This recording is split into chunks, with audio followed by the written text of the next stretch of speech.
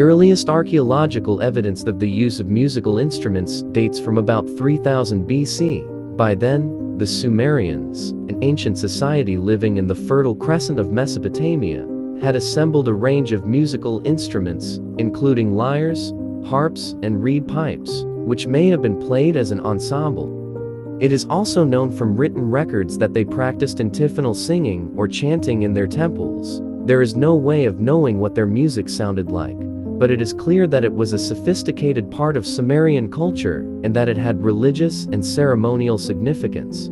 Egypt. The importance of music in ancient Egypt cannot be overestimated.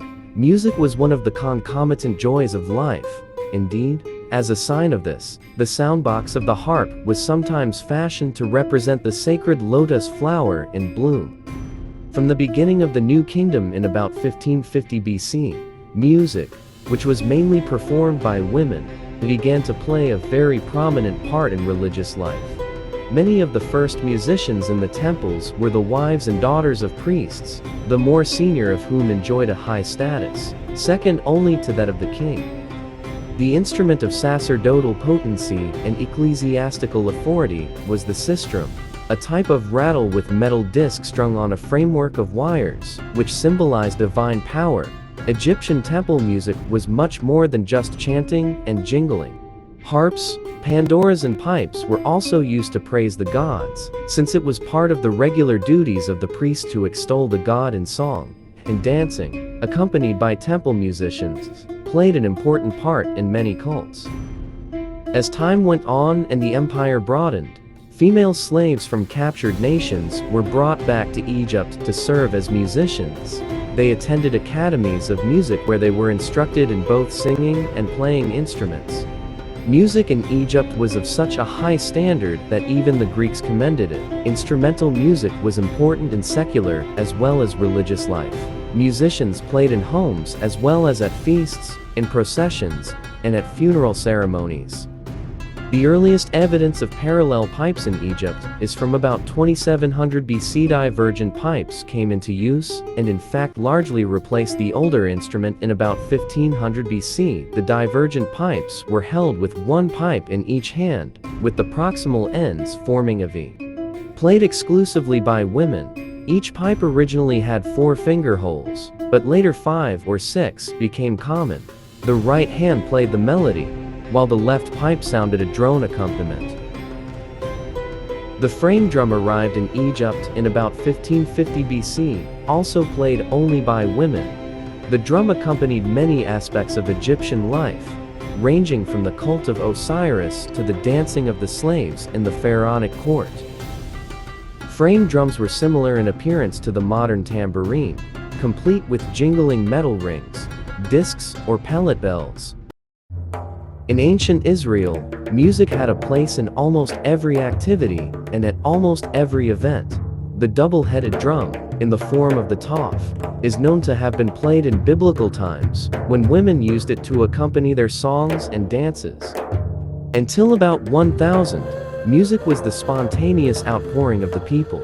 Later, however, with the establishment of a trained and official body of musicians to lead worship in the temple, it became more formal and more ritualized. Trumpets represented the power of God, and the cantillation of Scripture was a potent reminder of the sanctity of God's Word, setting it apart from the unsanctified conversation of daily life. Pipes were also known in biblical Israel, where smaller pipes, called halil, were made of cane or metal. The Hebrew prophets plied their trade under the influence of music, and were often preceded by musicians playing drums, pipes, and lyres. The Latin word precenor, which was used in translations of the scriptures to describe their activity, means both to prophesy and to play the pipes. By 200 BC, the temple had an established choir of 12 men and a number of boys, who sang to the accompaniment of lyres, pipes, and cymbals. Antiphonal singing, which had been a part of Sumerian religious practice and was known to the Egyptians, was adopted by the Jews for the singing of psalms. That classical Greece was a musical Greece can be seen from the many modern musical words that owe their roots to Greek. Apart from music itself, they include melody, harmony, symphony, orchestra, organ, chorus, and rhythm. The Greek work music embraced not only what is considered to be music today, but also the text and accompanying dance. Greek poets did not just write the words, they also produced the work, trained the singers and dancers who were mainly arrangeurs, and directed the accompaniment. To the Greeks, music, singing and dancing were the main characteristics of a civilized society. They used music for many different purposes, ranging from celebration and the worship of gods to the boosting of morale. Musicians played to workers performing repetitive jobs, such as spinning and weaving, rope making, grinding corn, and treading grapes.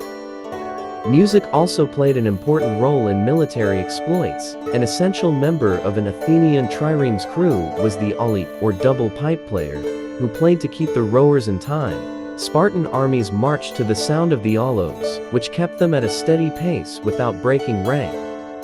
Qawwali's music also served as a morale booster to the troops, in much the same way as Scottish Highland regiments use the bagpipes today.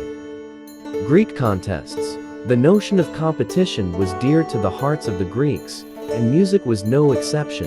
As a focus for competition, the art of kitharodia, singing to the accompanying of a kithara, or lyre, dates from about 670 BC. Choral contests were instituted about 50 years later, while in 580 BC the Spartans introduced qawwali's music into their public contests. These festivals were a magnet for performers, who came from great distances to take part. Kithara versus qawwalis. During the 5th century BC, musical styles changed radically, as traditions were ousted by new ideas. Plato, 4283-47, who was suspicious of change and denounced the new style as entertaining rather than edifying, complained about the modern music of his day, especially the use of the versatile qawwalis in preference to the kithara, which had also been adapted in an attempt to imitate the qawwalis, and now had an expanded number of strings. Such was Plato's aversion to the qawwalis that he banned it from his ideal republic, believing that those who could not play the kithara were lacking in education. Ancient Rome. Music was a rich and constant presence in Roman life. The everyday life of the Romans abounded in songs concerned with all subjects, ranging from reaping to weaving, from weddings to funerals, and from love to satire. In the homes of the wealthy, music was often played during dinner, while in the theater, plays and comedies often included the music of the tibia, the Roman version of the qawwalis, or the hydraulis, or water pipe. The hydraulis also had a place in the arena, where it was often played with brass instruments, such as the cornu and tuba, to accompany chariot fights and gladiatorial contests in the arena. Pantomimes, another popular Roman entertainment, regularly incorporated choral singing, instrumental music, and dancing. Cult music in Roman life ranged from elaborate festival performances to accompaniments for the ritual slaughtering of an animal, when the playing of the tibia drowned out the cries of the doomed creature. Roman professional musicians had their own associations, which furnished performers for both public and private entertainments. Extravagant fees were not unknown for the more popular musicians. Because of their connection with the state cult, these musicians benefited from certain privileges, such as being allowed to roam the streets unhindered, even though they were masked and frequently drunk. India. The origin of the classical music of northern India is shrouded in obscurity. It is a mixture of many ancient cultural influences, and the result of a long process of integration of various types of music that makes it one of the world's greatest art forms. The Sanskrit hymns of the Rig Veda, composed between the 14th and 10th centuries BC, were and still are intoned, and it is possible that the style that is used today has survived virtually unchanged from the time of their composition. Hindus believe in the power of samgita, which encompasses vocal music, instrumental music, and dance, to influence the universe and to play a part in freeing the individual from the cycle of birth, death, and rebirth. Raga. The rag is the mainstay of northern Indian classical music. There are some 200 main raga, each with its own scale, pattern, and specific rules.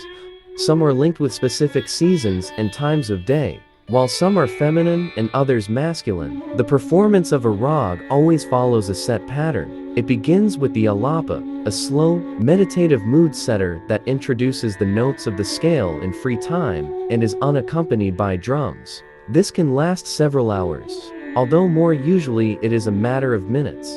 The next two sections are the jor and the jala, in which the soloist begins to introduce a rhythmic ilman and explore complex variations. The final section, the gath, introduces the tabla, a set of two drums played with fingertips and palms. The right hand drum is the tabla and the left hand one the bayan. Both drum heads are made of skin with a paste of flour and iron filings in the center.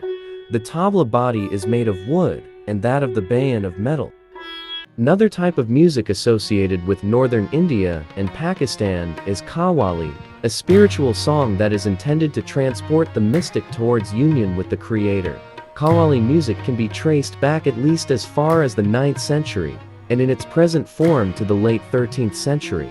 A feature of modern qawwali is the harmonium, an instrument introduced to India by Christian missionaries around 1900. Although the harmonium has the advantage that it does not need constant retuning, it does not meet with universal approval and is banned from all Indian radio because it does not conform to the traditional flexible intonation of Shruti music, in which the same note can acquire different, but recognizable, pitches in ascent and descent. Neither can the glides and swings of gamaka music be achieved on the harmonium. The celebrated musician Rabindranath Tagore once went as far as to call the harmonium the bane of Indian music. Indonesia, the most famous music of Southeast Asia, is the vibrant, thunderous gamelan, the percussion orchestra, consisting of gong chimes, metallophonies, and gongs, which is played in Java and Bali. The tradition goes back well over 1,000 years and is believed to predate the Hindu-Buddhist kingdom that was founded in Bali in the 7th century, when the Balinese arrived from Java, having been ousted by the arrival of Islam. In no other country is music such an integral part of the daily life of the community. There is a greater concentration of orchestras in Bali than anywhere else in the world. Here, however, as in the rest of the Indonesian archipelago, music does not have a particular religious significance, as it does for Hindus in India. Spanning over 5 octaves, gamelan music is like a tree, with some instruments representing the trunk, some the branches, and some the flowers. The various instruments of the gamelan include drums, bamboo flutes, cymbals, the rehap and upright fiddle, the great gong, which can be up to 1 m3 in diameter, and the trompong, a row of 10 gong chimes set in a wooden frame. One group plays the core melody, while another group stresses this at regular intervals, generally 1 note in 4. A third group expands the core melody with a range of up to 3 octaves, while a fourth doubles the melody an octave above. As well as these groups, various gongs provide punctuation and drums conduct the rhythmic undercurrent. Javanese gamelan music is courtly and gentle. The players use padded mallets and the tempo is slow and serene. In Bali, the style is much brighter, louder, and more exuberant, using wood or horn hammers and employing a greater dynamic range. Thank you for watching. You enjoyed this video, don't forget like, comment, share, and subscribe for more music history.